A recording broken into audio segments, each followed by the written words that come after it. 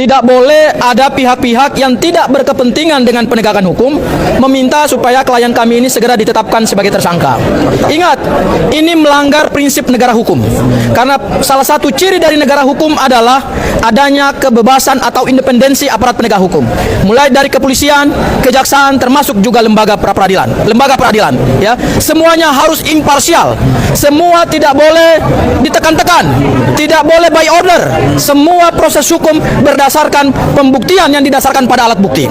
Oleh karena itu, kami selaku kuasa hukum Roy Suryo CS mengharapkan agar proses di Polda tetap dihargai oleh siapapun, termasuk oleh kami sebagai kuasa hukum Mas Roy Suryo CS. Kami menghargai proses hukum di sana, karena semua proses hukum mulai dari pemeriksaan alat bukti, saksi, ahli, surat itu sudah dilakukan oleh Polda Metro Jaya. Pertanyaannya adalah, apa hasil dari Polda Metro Jaya? Apakah perkara ini akan naik pada tahap penetapan tersangka ataukah dihentikan oleh penyidik? Ya, berdasarkan keterangan yang disampaikan oleh teman-teman dari pembela Jokowi, sebetulnya mereka sudah mulai panik. Mereka sudah mulai tidak percaya diri menghadapi proses hukum ini, sehingga mereka mulai menekan kepolisian supaya segera ditetapkan tersangka teman-teman kami ini. Ini menunjukkan bahwa mereka juga yakin dan percaya bahwa alat bukti yang mereka ajukan itu tidak kuat secara hukum.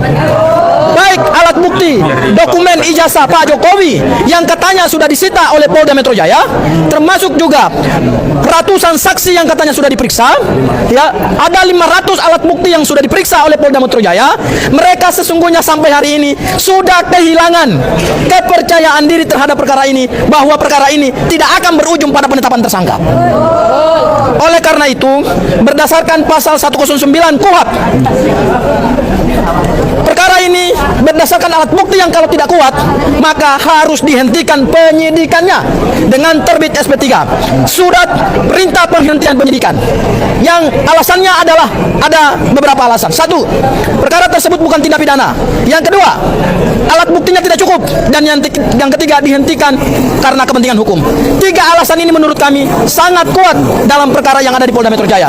Ya, oleh karena itu kami mengharapkan supaya ke depan siapapun pihaknya, mari sama-sama kita hargai proses hukum. Termasuk juga yang terakhir adalah proses yang di Bareskrim.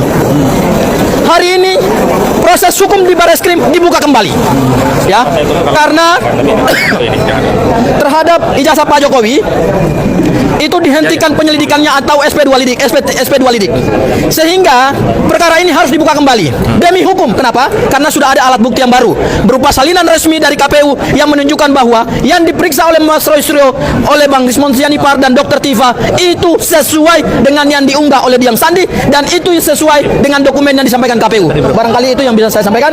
Terima kasih. Mungkin Bang Jemi. Terima kasih.